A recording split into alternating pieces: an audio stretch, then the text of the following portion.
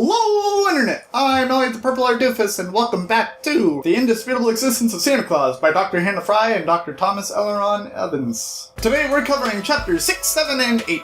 I hope you read up to that point because I do not want to ruin anything for you. Now this section gets very British. I'm an American, so things might not be coherent for the second and third chapter of the section. But the first chapter is all about cooking your turkey. And again, we're tossing feelings and tasting good right out the window. This is all about maximizing your time to heat up the turkey the fastest. And they basically give you a formula where if you figure out the radius of your turkey, that's right, the radius, they assume that a turkey is spherical, deal with it. They also assume that a turkey doesn't have bones, deal with it.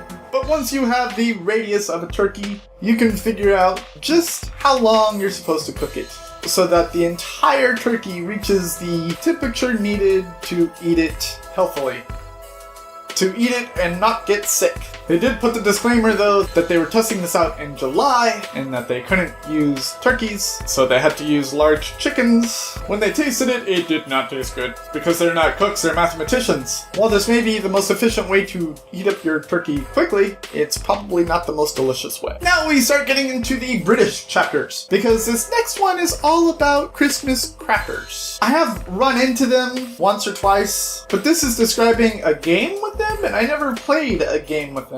I'm assuming it's a bit like when you pull the wishbone of a turkey. This book doesn't have turkey with bones, so right? Am I right? Huh? So you have two people that are supposed to pull this Christmas cracker, and one of them is supposed to win from that pull. And so they're trying to figure out the mathematical way to sit around a dinner table and have it so that the most people possible could win. And they try it out randomly. That's awful, because like 33% of the people win. Then they try just having everyone pull their own individual crackers. And everyone wins, but that's not how this game is supposed to be played. You're supposed to pull with someone else. Then they try pairs. Just pairs of people. And that works out a little bit better, but you're not supposed to pull a Christmas cracker with someone that you've already pulled a Christmas cracker with, so that won't work. And then they try going around the Christmas table in a circle. That one's okay, but only if the winner progresses along. If it goes back once, then the whole thing is screwed.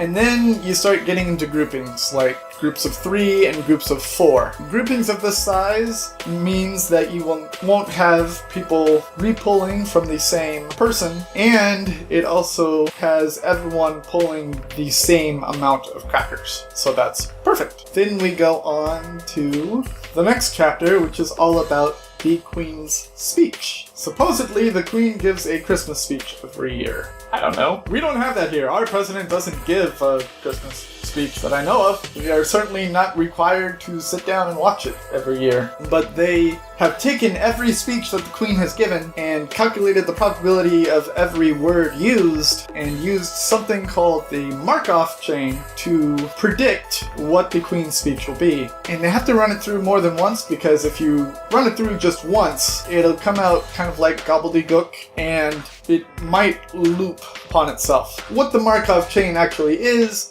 you look at a word and you look at the other words that have followed it in the past and the probability of those words following it in the past, and then you pick the one that is most likely to be picked after that word. And if you do it for just one word, then it comes out kind of gobbledygook, and sometimes it will repeat amongst itself and loop amongst itself. But if you look at it with 2 words, so you have 2 words and you're looking for the one word follows those 2 words, it becomes a lot more coherent. It's still not perfect. You still sound like you're talking from a stream of consciousness, but again, this book is all in jest and fun. And another thing that they did when they took all those words, calculated the probability, was they created bingo cards so that you could watch the Queen's speech and mark off a word as it's being said. And I was like, I kind of want that. And now I have it, because I have 3 of them in this book.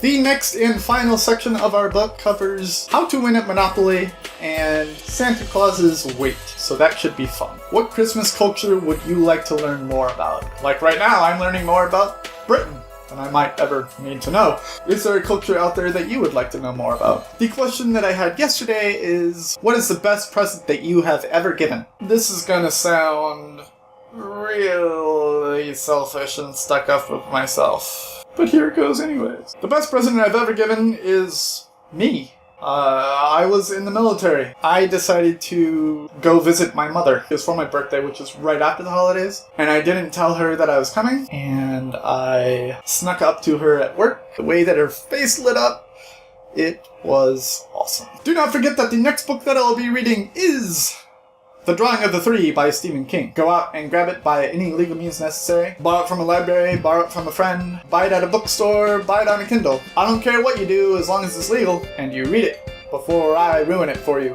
I've been Elliot the Purple Ear Doofus reminding you to watch Epic Gamerness. And I will see you all in the conclusion of The Indisputable Existence of Santa Claus by Dr. Hannah Fry and Dr. Thomas Elleron Evans. Toodles!